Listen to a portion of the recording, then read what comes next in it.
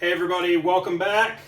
I've got quite a busy night lined up with the college season getting ready to start and myself getting ready to leave for the US Open. One of the things that I did for the University of South Carolina, in addition to my stringing, particularly the last 5 or 6 years, was all of the customization for all of their student athletes. That included racket matching for new student athletes. So for the first year, typically what I would do was just match the rackets because most of them come in without ever really having matched rackets or having a preferred spec. So for the first year, I'd just match the rackets unless they already had a preferred spec, and then I'd do that. The second year, I would kind of have watched them the previous year, whether it was practice matches,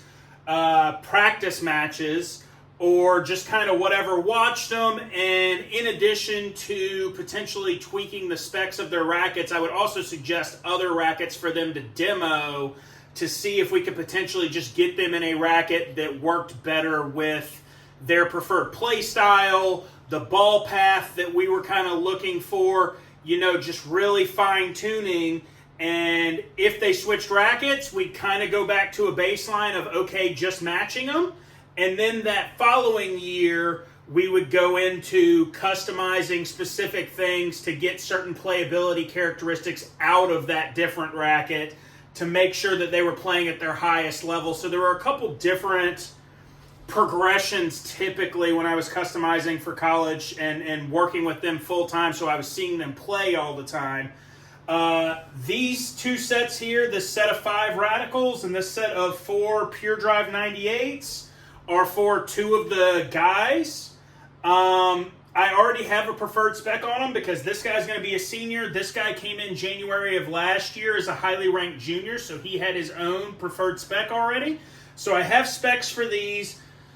But these 2 are both freshman girls, and really what I'm probably going to do is I'm going to break this into 4 segments, or 4 videos, where I do the booms, and then I'll do the speeds, and then I'll do the radicals or the pure drives. They'll end up as 4 different videos. But what I'm kind of going to take you through in this one is how I match for a first-year player, because the matching is typically pretty easy, and there's not a whole lot to it. And it doesn't really... It takes a little knowledge, but not a whole lot of skill, compared to when you start recommending rackets and recommending actual weight distribution and really changing out of the standard racket specs.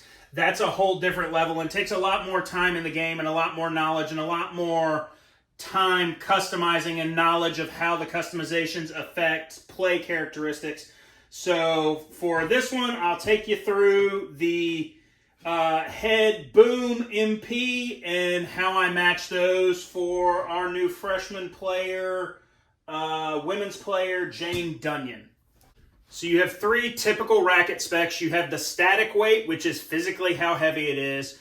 You have the balance point, which is it head light, head heavy, where does it start to tilt and turn? And then you have your swing weight, which is how heavy it feels to get the racket moving.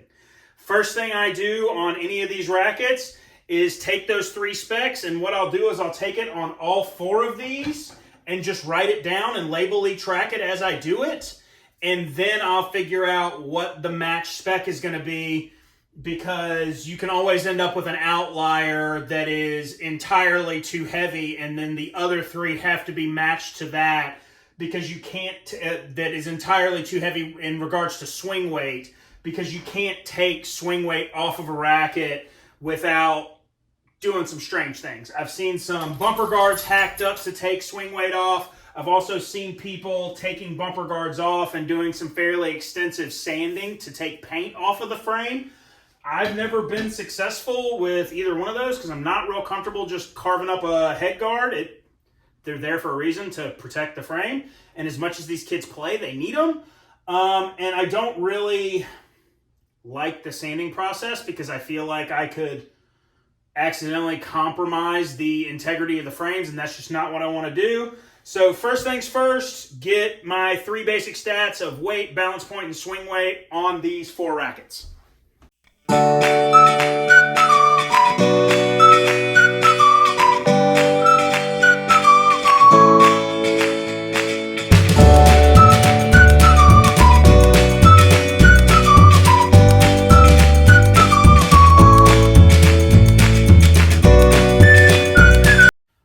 so I got my initial measurements, and they're close to the same weight.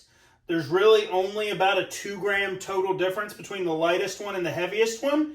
The balance points are kind of all over the place, and that's also led to the swing weights being kind of all over the place because the concentration of material is different in each racket. But number 2 will end up being our baseline racket because it has the highest swing weight.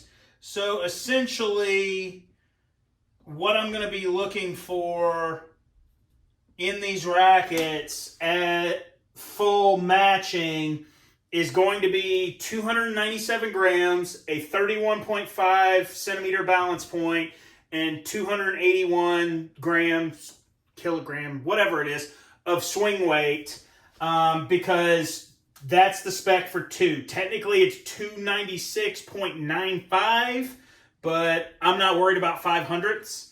I'll let a tenth be within tolerance on these. And then the way I like to start is I actually prefer to start with the one that's closest to it. Like this one's 296.8, 31.4, 280 swing weight. Realistically, this one's just going to take a little dab of lead up here at the top to get that swing weight right. And it's going to be so close that it's identical. Like realistically, depending on how she wraps her overgrip, there could be more difference in how she wraps her overgrip than the way these rackets are going to be with me adding a dab of lead. Won't be an inch at the top of 1/4 inch lead to get that one swing weight point and get it right there. And then with these two that need, one's a 274 swing weight, one's a 276, so we're 5 and 7 points off between the two rackets. What I'll do is I'll get to the swing weight first because they're also about, one's 2 grams light, one's about 1.5 grams light. So realistically, most of that weight will go up here at the tip.